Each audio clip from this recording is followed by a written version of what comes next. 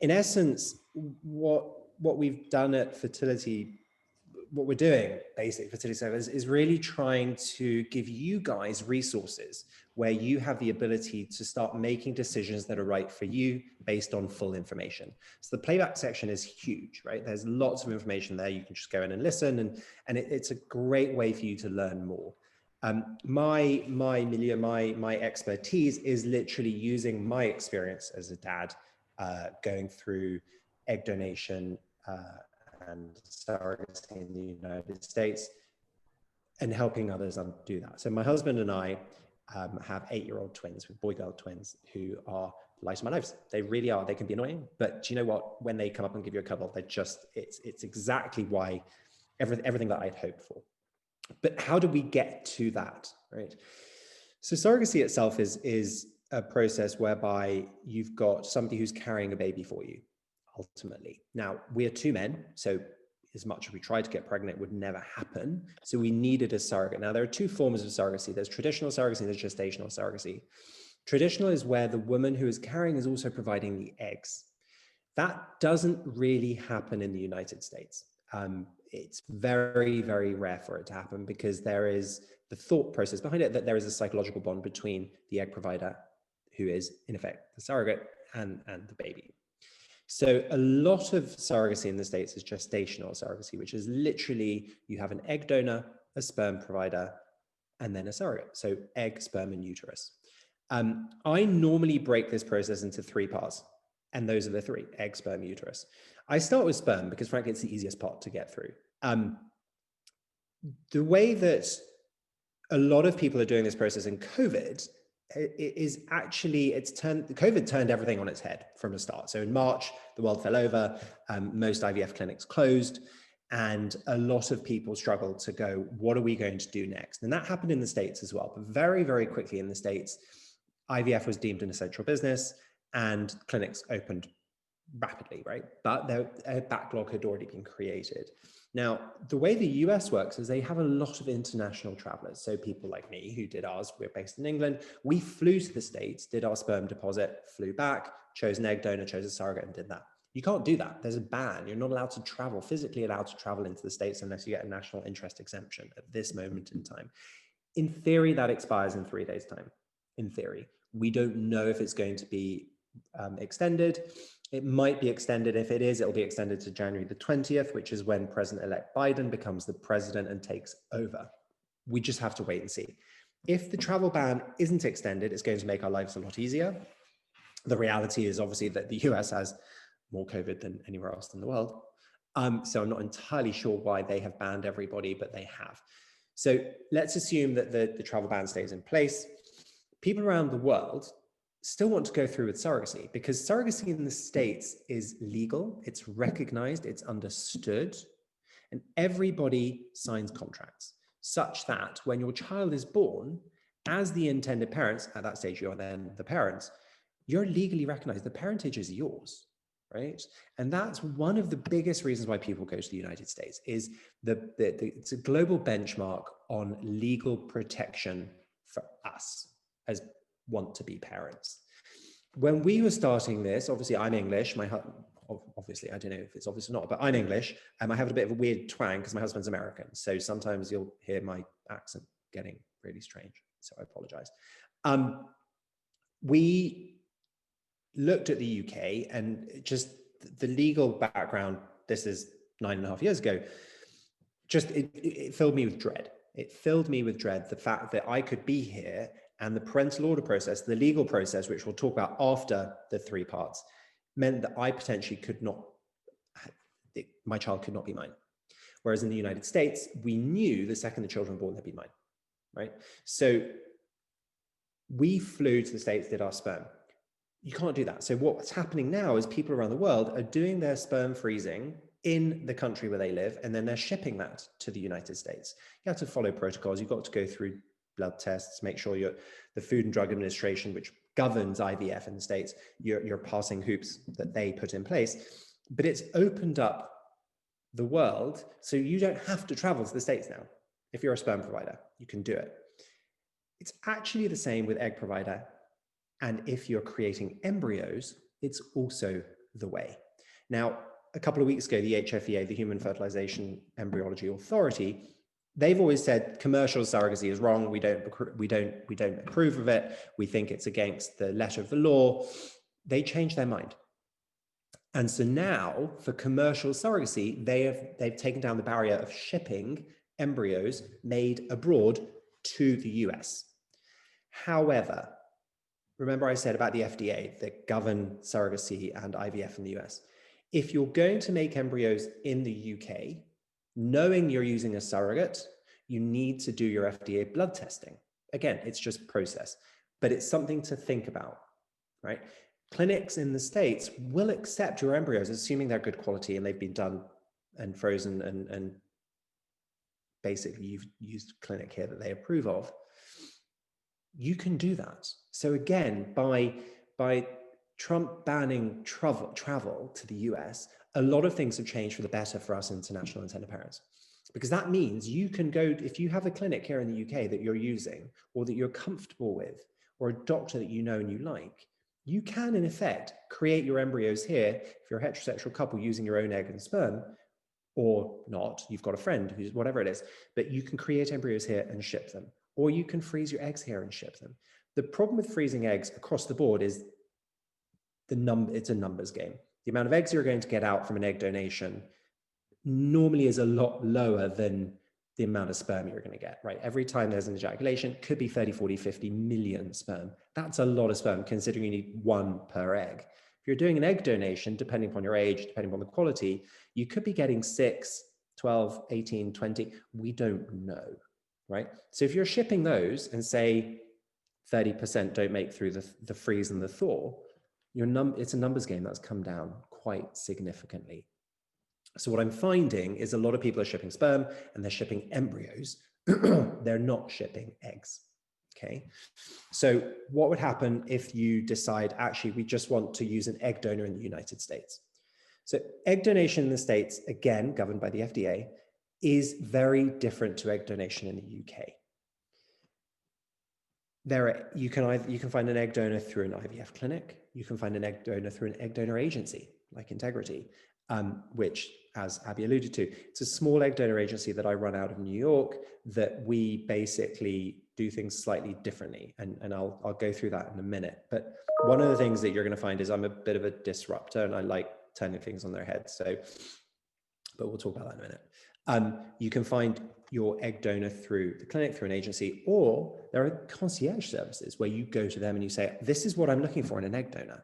And literally they will then go and search through all the different egg donor databases that are on their platforms and find that person for you. Egg donation in the States is expensive. Egg donors typically start at $6,000. I've seen an egg donor who wanted an astronomical amount of money, but that's because she was Taiwanese, went to MIT and studied astrophysics. And actually one of my clients happened to be a Taiwanese billionaire, and that's what he was looking for. She got $200,000 for her egg donation, which is insane. But again, it is what it is, right? So there's a supply and demand curve in the US. Egg donors in the States typically go through a whole barrage of testing. And not only that, to make sure they're appropriate egg donors, and not only that, you're going to sign a legal contract with them such that the second that the eggs are removed from her body, they become your property, right? So what that means is you're going to sign a contract. Now, contracts come in 3 different forms with your egg donor. It can be anonymous, semi-anonymous, or open. So at Integrity, all of our egg donors are open because my children and the egg donor that we used was open. I sent her an email, which I haven't done this year. I've just reminded myself. I send her an email every year with a little bit of us as a family, what we've done, and about the children, because what we wanted for our children was the ability for them one day down the road, if they so choose, to email Jessica and say, hey, I'm Alexander, or I'm Liliana, and we just want to find out why you did what you did.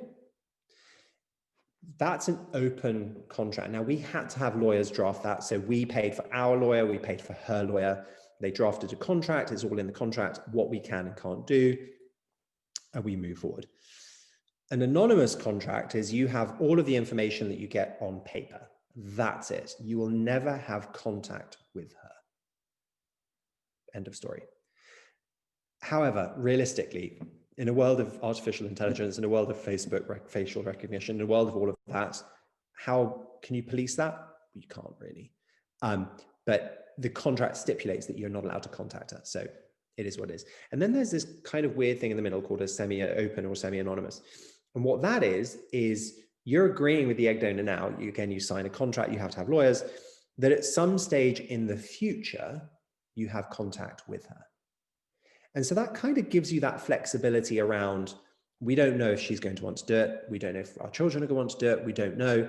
It's kind of a hybrid of the two. And it's a lot of people do that through the flexibility. Now, the problem with that, of course, is who's going to manage that process? Who's going to manage can we contact her or not? And there are two companies. One's called the Donor Sibling Registry, and one I think is called Nexus. And what they do is you sign in. It's like Facebook Messenger. You create an account. She's had an account created for her, which of course you pay for, and then you can message her through that anonymously. So from an egg donation perspective, from a legal perspective, those are the three options, okay? Now, one of the things that a lot of people comment to me, if any of you've been through the IVF egg retrieval process, is that the protocols in the States are more aggressive than the protocols in the United Kingdom. Why is that? I can't tell you, I'm not a doctor, but you're typically going to find that those egg donors are producing a lot higher quantity of eggs. Now, egg donors in the States are between 21 and 29, typically. It's a 2-week process, just under 2 weeks. They're injecting FSH, basically, and LH, so hormones, to get the most quantity of eggs possible, right? Now, when those donors are coming into clinics, what you're going to find is, again, that there are two ways to doing it. There are some clinics who literally, you're 24, this is what we think you should be doing. Come back in 10 to 12 days' time. And then there are others that tailor the process. Come back in 2 days' time, we're going to monitor your hormone levels. We're going to see how your follicles are doing. We're going to see, so follicles are pre-eggs, basically, in your ovaries. In a woman's ovaries, they have follicles. Each of those, in theory, has an egg. And in a natural cycle, what would happen is the brain releases something called FSH, follicle stimulating hormone, and one egg or two grows, matures, and then when a woman ovulates, that comes out, and all of the other eggs are absorbed into the body and disappear. It's like, it's an egg bank, and that's her monthly withdrawal. With IVF, what you're doing is you're in effect injecting that hormone. So all of those follicles, any eggs that are in, are growing. And that's where the good clinics are going to tailor it so that they can see how those eggs are progressing, what size are they, how they're going to do it. And it's a timing game. They're going to want to get as many eggs as possible before you ovulate, right? Now, that can either be with an egg donor or it can be with an egg provider. So if you're a woman wanting to do your own eggs, that's what you're going to do.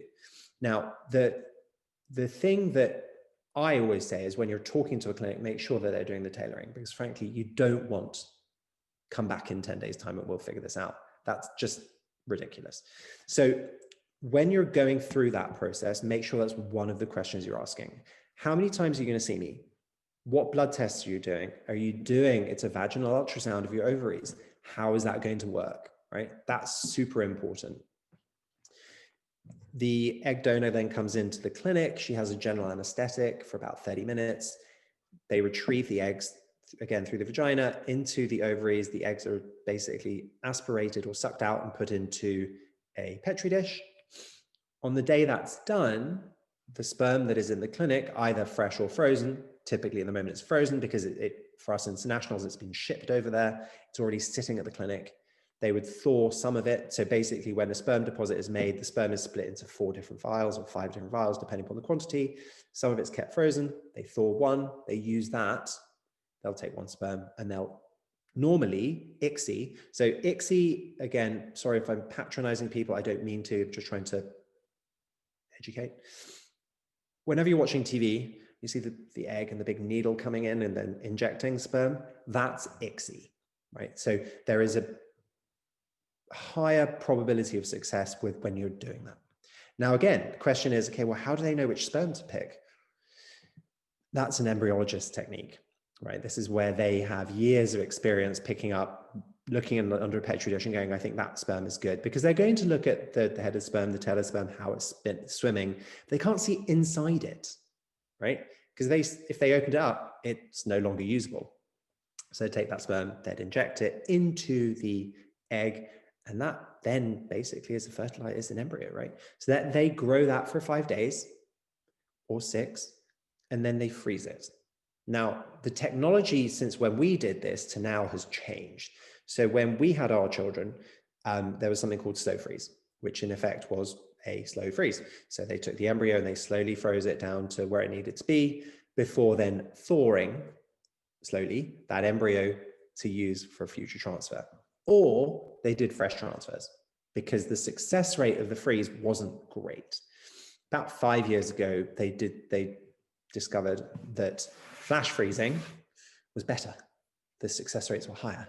So now what happens is basically those embryos are dropped into, well, they're not dropped into, but they're flash frozen in liquid nitrogen.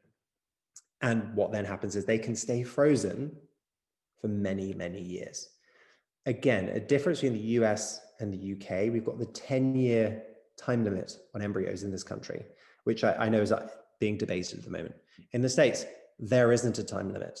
My embryos are 9 years old. My children are 8. I don't think I'm going to use them, but I can't quite bring myself to do anything with them, because you can donate them to science, you can donate them to other people, you can just discard them. I'm not quite there yet. But they can stay frozen like sperm. It can stay frozen for 15, 20 years. I think there was a baby recently born after 29 years of being frozen. I mean, that's kind of crazy, but it is what it is. They would freeze those embryos. Okay, now in the US, you can do something called PGTA, which is pre-implantation genetic testing aneuploidy. What that is a biopsy of that embryo before you freeze it. So they take a couple of cells, and what they're going to do is they're going to open up those cells. So a day 5 blastocyst is probably anywhere between 150 and 200 cells. So it's a big hardier mass. It's not 1 or 2, it's quite big. They're going to take some of those cells for testing. And what they're testing is literally they're counting the number of chromosomes within that cell. They want to see 46. If there's 47, it could be Down syndrome, which is on the 21st pair, there's actually 3.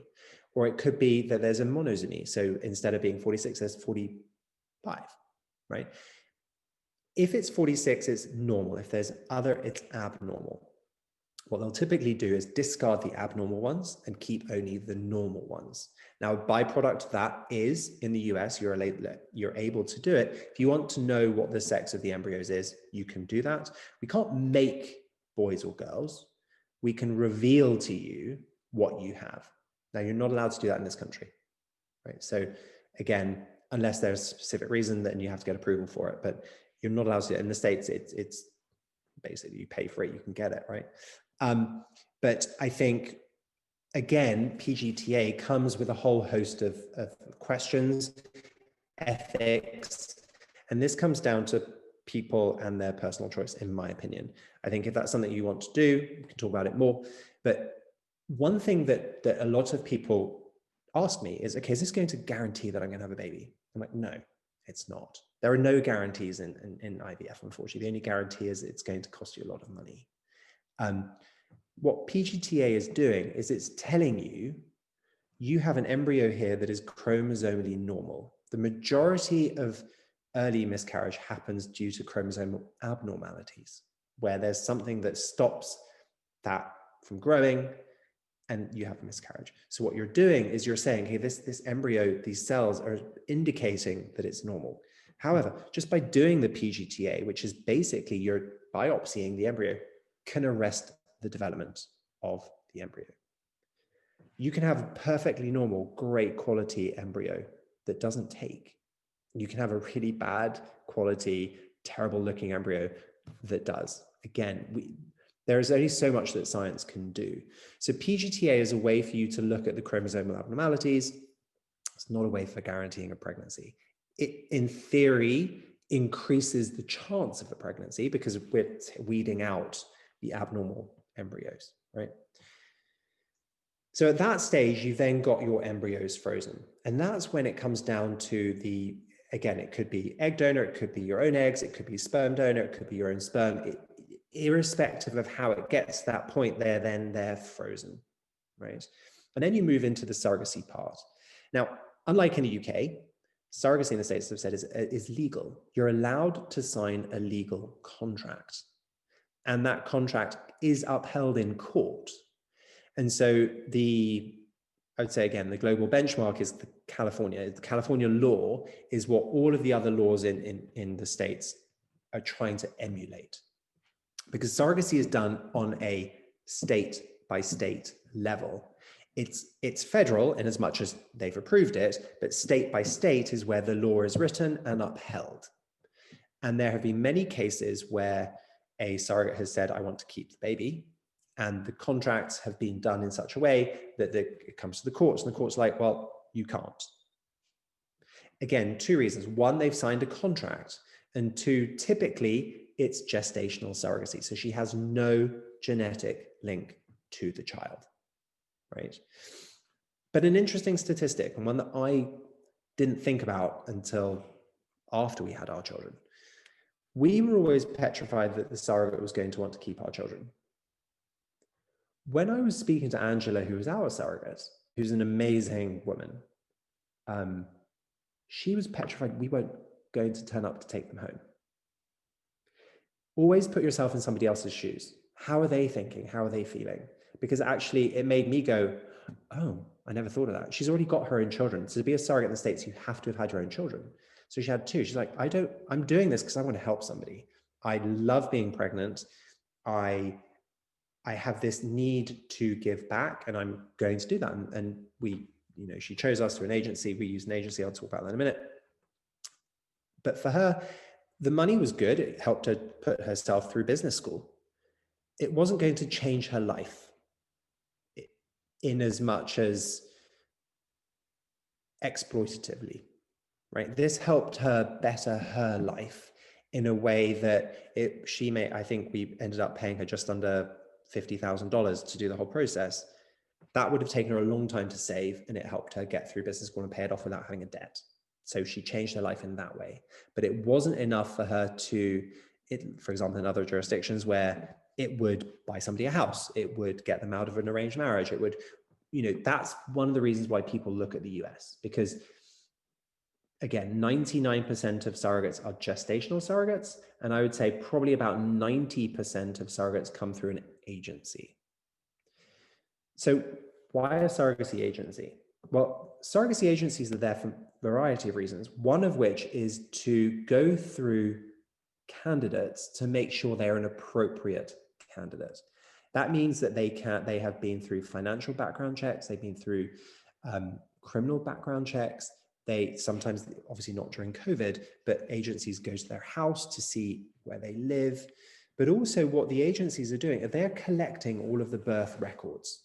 They're making sure that that surrogate had, because I said they have to have had their own child, that they had an uncomplicated pregnancy. Because if you had a complicated pregnancy, you're not an optimal surrogate. So what the agency is going to do is they're going to collate all that information, and then they're going to send it to your IVF clinic. So your embryo is already sitting there. They're going to send it through to your doctor. Your doctor or the doctor's team is going to review every single part of their pregnancy and the birth, because we want to make sure that on paper, it all looks fine. And that bizarrely weeds out anywhere between 70 to 80% of applicants, because a lot of people are very altruistic and they want to do this. Obviously the money helps, but they're like, I want to do this, but they're not great candidates. So an agency is going to help collate all that information. The clinic is going to require that information anyway. So if you're not using an agency, that's fine, but you'll still need to get all of that information. What the agency is going to do is they're going to act as a go-between between you as the intended parent, the IVF clinic, and the surrogate. So not only are they there to kind of facilitate all of that, but they're also there, for example, when we were pregnant, I was like, is Angela exercising? Should I be buying her a gym? Should I be paying for her gym membership? Should I be, all these different things? So I would go to the agency and they were like, okay, first of all, she's already got a gym membership, so you need to chill out. And secondly, some of the questions like slightly unreasonable. Had I gone straight to her, she might have got annoyed. So they're acting as like a buffer between us. And so I think a lot of people that I talk to for their first surrogacy journey, they always end up using an agency because you don't know what you don't know, right? And this is a process whereby for us, it's super emotional. Our dream is to have a family. Our dream is to have somebody help us. It's all there, and you start riding that roller coaster of emotions, like all of us have, right? It's way back when all of a sudden either you're like, why can't I get pregnant? What's going on? Or as gay guys, we're like, hang on a sec, is this something we want to do? How is this going to work? How are we going to do it? The starting point is very different for heterosexual and same-sex couples. The end point is you have your dream. And so the agency will facilitate that. They'll make sure that if there's a problem, they can step in. And if not, then they just let the process move. Richard. Yes. Jumping in, because we've had a couple of questions come through. Yes. And someone just saying, thank you so much. It's all very interesting, but they find surrogacy so complicated and overwhelming. Yeah. And she was asking, is there a best place to start, sort of a website to go to, somewhere to start when you're thinking about surrogacy in the US? And then a couple of other questions, a related one, which is, how much, you mentioned, I think, how much you paid your surrogate, but generally speaking, roughly how much does it cost from start to finish? So that's the part I was going to end with, because frankly, there's sticker shock on this. So, okay, so is there any specific place to go to find a surrogate agency and to do the different bits and pieces? In all honesty, call me, because I know most of them. So there's an organization called Men Having Babies, which was set up by somebody I know in the States. Obviously, it's targeting same-sex couples, but on there is an agency and a clinic rating service. Now, remember,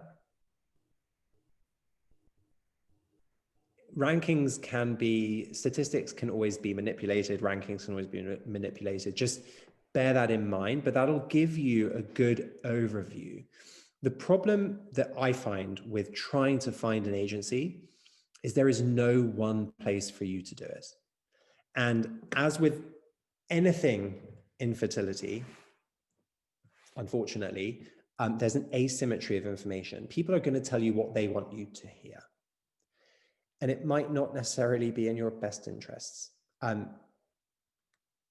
I would hesitate to say, go to this specific website or not.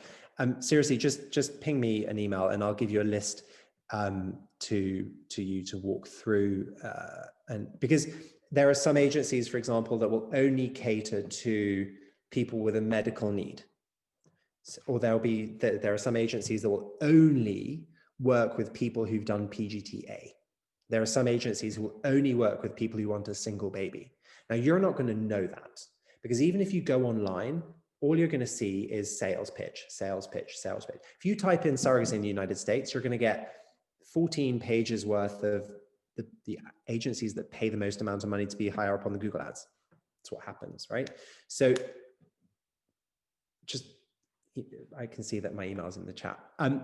Email me and we'll talk through your situation. We'll talk through what I think is a good option for you. That was a really vague answer, sorry.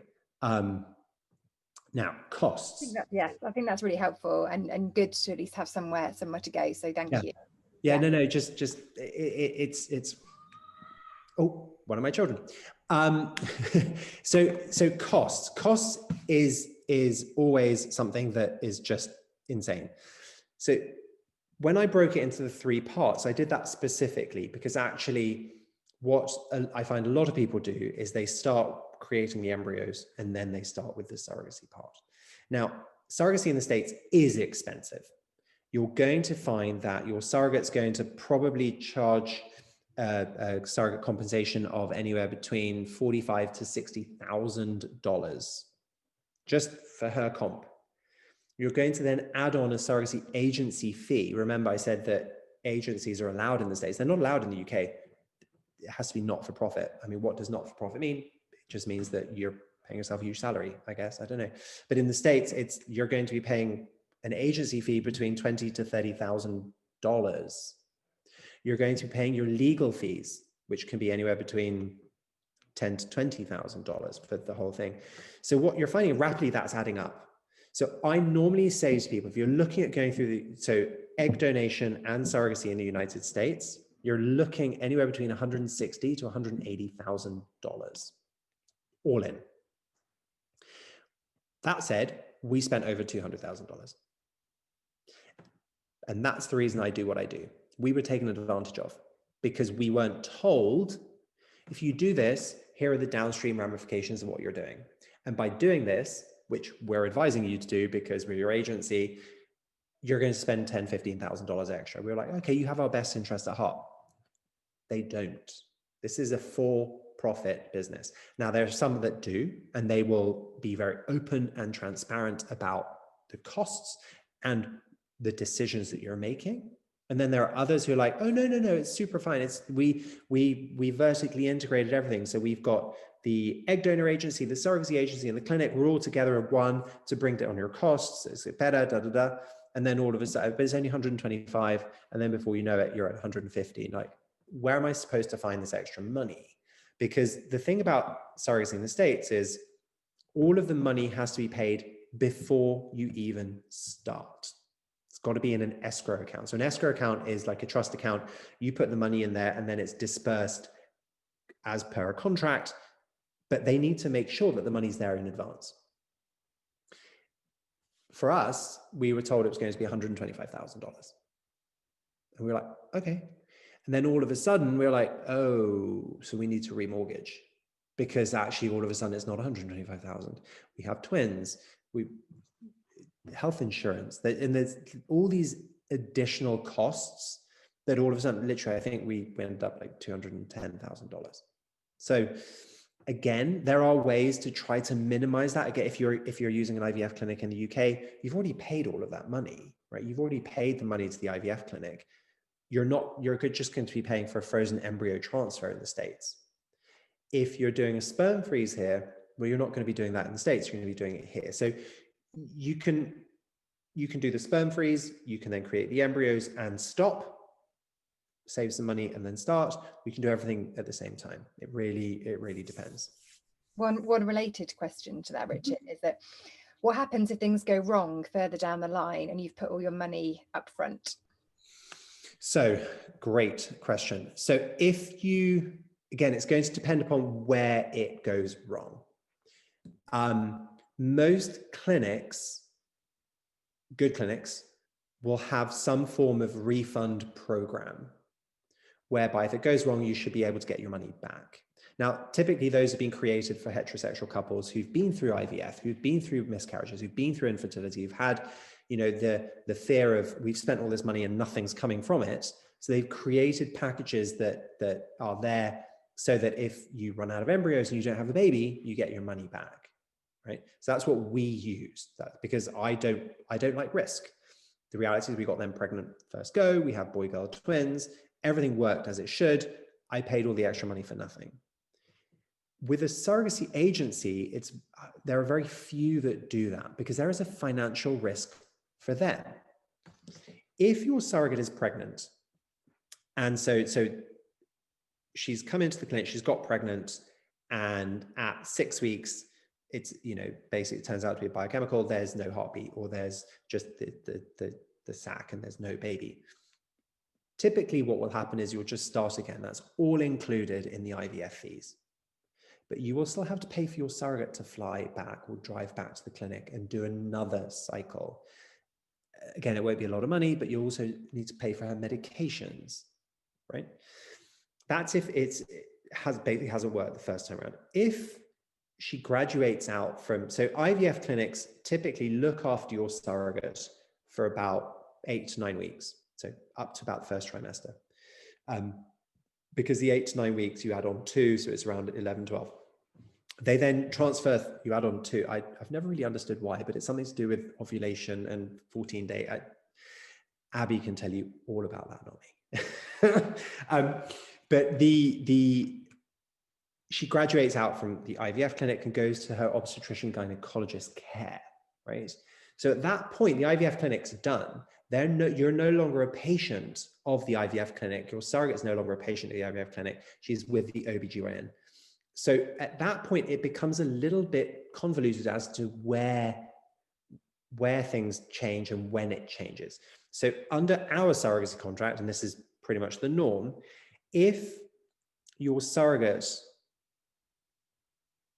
is pregnant and the pregnancy goes up until about 24 or 25 weeks, at a point where if that child was born, it could be viable and could survive, you in effect have to pay the surrogate everything if she has a miscarriage. And you start again, right? If there's a part between when she's graduated and that 24, 25 week mark, you're only going to pay her pro rata the monthly fee that you would pay her. So her $60,000 is split into 15 payments, basically. And that would start when you match with her and go right the way through until 2 months after birth or whatever it is. Again, it depends on the contract that you sign. So it really depends on the agency you're using and the surrogate that you're using as to what's going to happen. But in effect, all of that money, you've paid it all up front. It's all in the trust account. So whatever is written in your contract is going to delineate those payments. But if you've got an egg donor that comes in, we've got your sperm, the egg donor doesn't produce any embryos, well, you haven't spent any of the surrogacy money. That you may not even have a surrogate lined up or an agency because you don't need that until you've got your embryos, right? So again, if that happens and you're on the refund program of the clinic, whereby if you don't have a baby, you get your money back. Well, if you don't have embryos, you're not going to have a baby, so you get your money back and you can start again.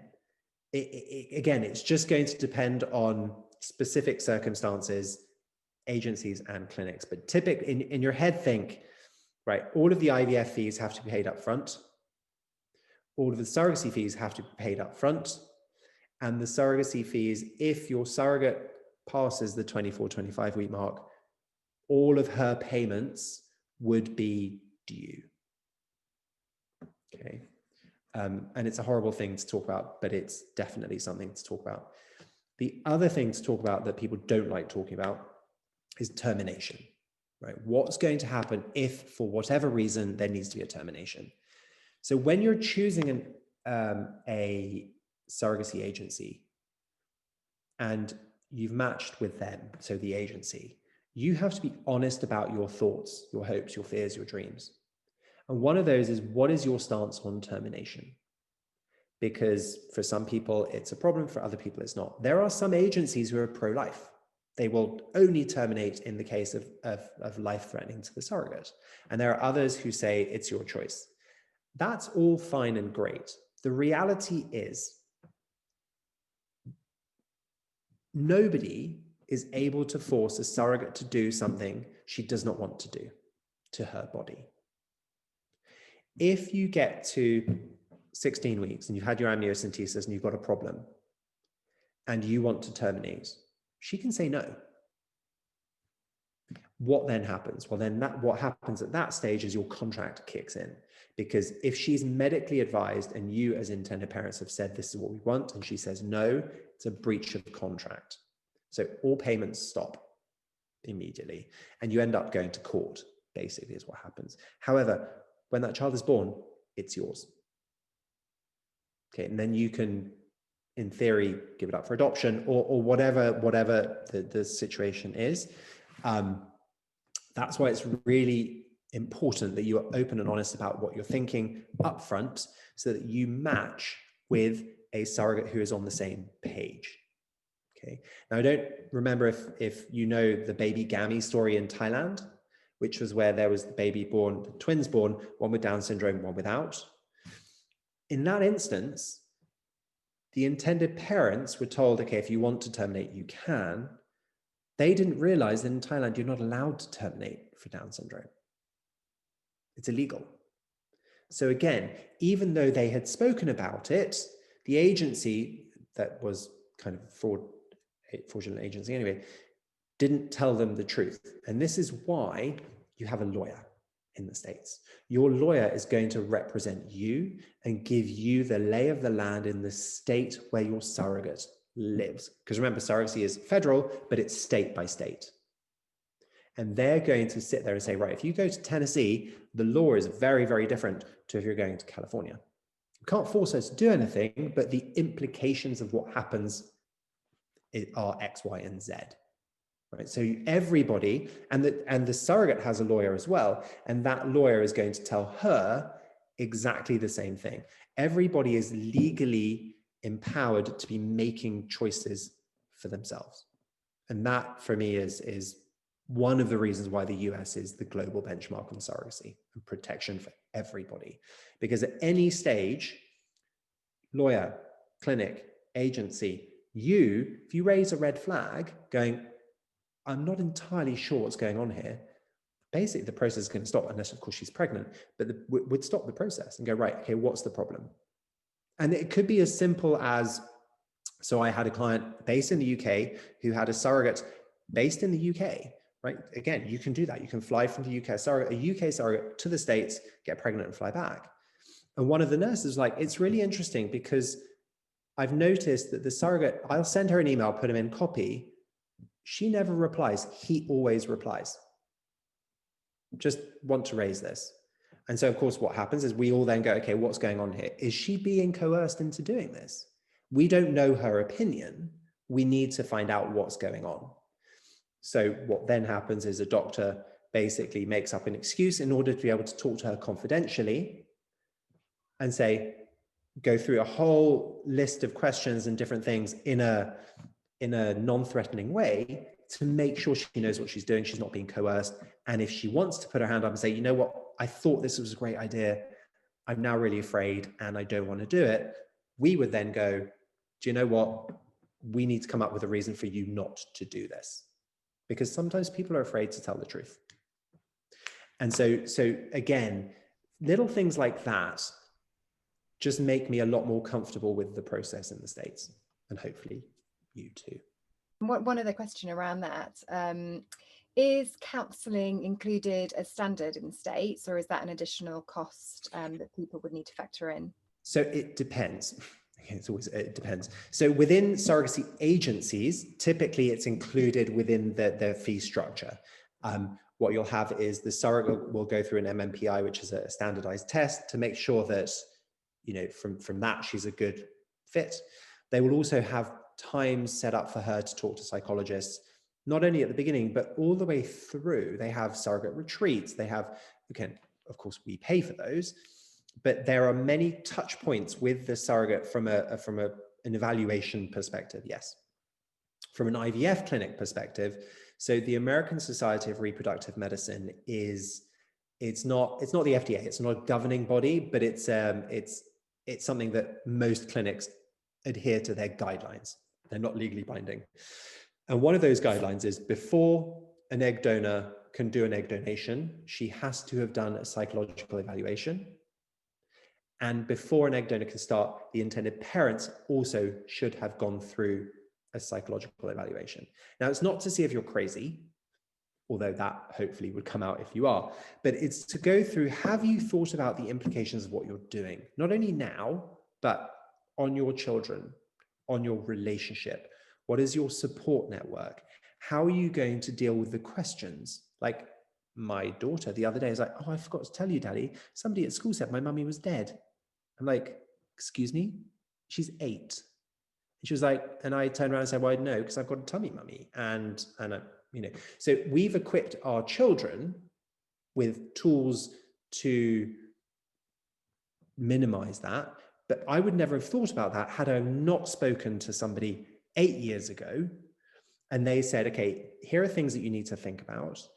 These are things that you need to talk about. Be open and honest with your children from the beginning, because they're going to have these mechanisms to be able to cope with those things and to deal with them and to nip them in the bud. My children changed school in September.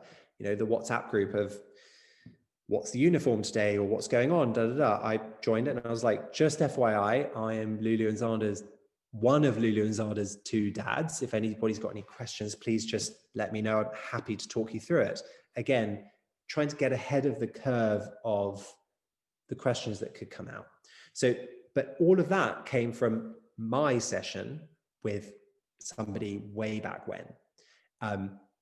I do think that it's a very important, so I personally put a lot of emphasis on mental health, and I think it's very important for you to talk to somebody, irrespective of the surrogacy journey, but from the perspective of potentially grieving for the child you never had, potentially grieving for the family that you thought you were going to have and now it's going to be slightly different, but also from a relationship perspective, because do you know what? It's really hard. And I'm not going to lie, there are ups and downs. And if you start when you're in a good place talking to somebody, when you're in a bad place, it's not as threatening.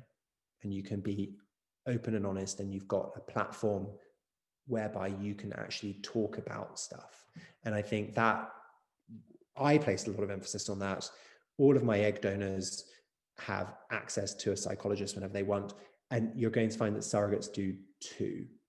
And if it's a good agency, they will not only have that access, but they're going to be prompted to do and to talk and to understand, because there is, you know, and our surrogate was very honest. She said, I've carried your children and I'm feeling it. I don't have children. Now look to nurture and to grow afterwards, because you've got them and they've gone home with you. And that triggered us to then make sure that she was going to see somebody to talk about it. She didn't have postpartum depression, but she definitely had postpartum, and I think that's really important. Thank you. That's really helpful. And yeah, so important to focus on that from kind of all sides, I guess. I think you've spoken about it a little bit, but sort of one other question around the kind of legal side of things. What happens if the surrogate changes her mind, say in the 2nd trimester? What are the consequences? So it depends. So, again, I've answered that with it depends. Sorry. If she is in a state where surrogacy is legal and she remains in that state and she signed a contract, basically, if, say, for example, she's in California, you get something called a pre-birth order. A pre-birth order is where you go to court around 26 weeks of gestation and you are recognized as the parents the second the child is born. Obviously, she's still pregnant, so she's still the legal guardian of said child up until the child is born. The second the child is born, your lawyer is going to give you a piece of paper that you go to the hospital with, or will be with you out of the hospital, because by then it will be contentious. That child comes out and it goes straight to you as parents, because there's a court judgment that says you are the parents.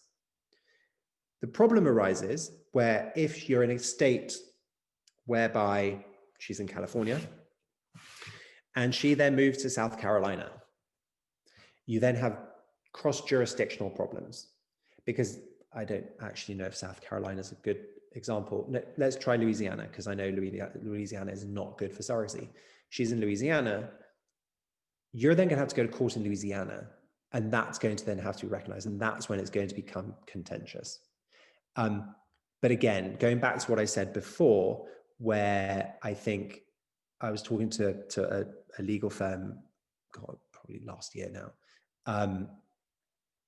of the 9 cases where a surrogate had tried to keep the child, they had something like 78 where the intended parents hadn't turned up.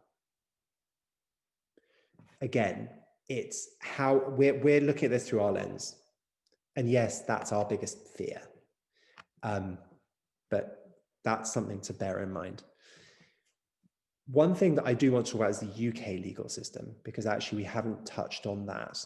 Do you want to do any questions? Are there any more questions before I jump into the UK stuff? One very quick question, I think. What is the oldest age a surrogate can have your baby in the US? I think it's 42. The ASRM guideline is 42 or 43. Again, it's a guideline. So what you're going to find is clinics are, say, for example, I'm 44. That's not an example. I am 44. That was a statement. Say, for example, I had a sister who wanted to carry for me, and she was my twin, and she was 44, and she'd had beautiful pregnancies. She'd had a baby 3 years ago. It would be down to the clinic to make that choice, because there's somebody I know who is making a sacrifice for me. Through an agency, it's very different. It's more regulated. They're going to follow the ASRM guidelines. And the same with egg donors. Egg donors, 21 to 29, unless you know them. And then you could go older. You can't go younger, you can go older, okay? We haven't touched on the UK legal stuff, and I think that's very important to understand as well, because you're recognized as a parent. You've had your court judgment in the States, your child is born, you are recognized as the parents in the States. You've got a birth certificate from the US with your parent, your names on it. It could be parent one, parent two, it could be mum, dad, it could be dad, dad, it could be mum, mum, whatever it is, you are recognized. You're not recognized in the UK as the parents. The UK system is such that the birth mother is the legal mother until those rights are removed. Okay, so what you have is you've got a bit of, again, there's a difference between the two jurisdictions. You're recognized in the States, you're not recognized in the UK. So you have to go through something called the parental responsibility order process, parental order process. And what that does is it removes the rights and responsibilities from the surrogate and gives it to you. Now, you can use a lawyer to do it. You don't have to. I didn't. I did it myself. You can do it that way, again, if you feel that you can do it. But what you're doing is 6 weeks post-birth. It can't be before 6 weeks, because in the eyes of the UK, again, I'm not entirely sure, but there's something to do with whether or not she's mentally capable of making decisions in those 6 weeks post-birth. But 6 weeks and 1 day, you're allowed to make an application to the High Court. Now, you can go to the family court locally, but because you've done surrogacy in the US, it will be immediately pushed through to the High Court. And what the High Court is going to do is they're going to kick off a process. And what that process is going to do is it's going to look at Section 54 of the HFEA Act 2008, the Human Fertilization Embryology Act, HFEA 2008. And what that does, it runs through a list of things, and you have to basically say, tick every single one of those things. And that's like, you are from the UK, that you've used your sperm or your eggs. You cannot use an embryo that has been donated to you. That's something to note, okay? That you're married or living together in an enduring family relationship, or that you're now single, which we managed to get changed 2 years ago. But there's a list of things. And one of those is that you have not paid unreasonable expenses to your surrogate. Again, financial coercion. They're looking for that. Now, all of the other bits are the bits that are super easy to do, but that part is the part that they're going to question you on. So what you're going to have to do is you're going to have to write a statement of why you chose the US, why you chose the path that you were doing, everything that came about to get you to the point of applying for a parental order becomes your statement, right? And that they're going to go through, and they're going to want to see how much you paid your surrogate. They're going to want to see how much you paid your clinic, how much you paid your agency, how much you paid your lawyer. All of those payments need to be written out and presented to the court. And then what they're going to do is they'll appoint a parental order reporter who comes to your house, looks at where you live, probably not at the moment, again, due to COVID, and then they're going to give you your parental order. Now, our process took, I think, 8 months after birth. So we weren't technically recognized as parents to our children in the UK until about 9 months post-birth. We were in the States, so we knew that we were fine. But again, there's this incongruity between the two. it's not a legal requirement for you to do a parental order process. If you're a heterosexual couple, you've been to the States, you've got a birth certificate with the two of you on it, nobody's ever going to know, realistically. But from a legal perspective, what happens if somebody finds out? There are inheritance tax problems there. If you have one child already and you've done this for a second child, that child's not technically recognized. What happens if you die? That child goes to its legal birth mother, the surrogate, right? There are all these different things that need to be thought through. And something that again, I didn't even think about at the time, when my children came back, they got really sick. They got RSV, so bronchiolitis. They couldn't breathe. They had to go into hospital. They were in intensive care for a week. They were using the NHS. Technically, they weren't allowed to because they were American citizens. They weren't British. They weren't recognized as British until after the parental order process. So things like that, really important. Applying for a passport. They're going to ask you if you have a parental order process, if you've been through surrogacy, and if so, have you got the parental order? Now, again, I've just redone my children's passports. I don't know why. It's not like we can travel, but they ran out, so I've redone them. I had to submit a copy of the parental order, the parental order saying that they were our children. Because I'm English, my husband's American, my genetic child was entitled to a British passport. His wasn't. He hasn't got a British passport. So there is no reason for his genetic child to be entitled to a British passport. Through the parental order process, I became parent to both children. Therefore, through me, both children are entitled to a British passport. So little legal things like that. And again, if you want to talk through the legal stuff, you have my email, ping me. I know a ton of lawyers. You can either do it all yourself or you can delegate it all to them. That part can be anywhere between £6,000 to £30,000, depending upon who you're using. Again, I'll help navigate you through it. And depending upon how much work you want to put into making sure all of the documentation is there. Your surrogacy contract, your egg donor contract, the IVF fees, the IVF, you get a letter from the doctor saying, we used your sperm and eggs, or we used your eggs and this sperm. It's bureaucracy. But it's a big topic, and I've covered it in a very short period of time. Amazing. Thanks, Richard. Super complex. Wow. And I think you've covered a huge amount in an hour. So thank you so much.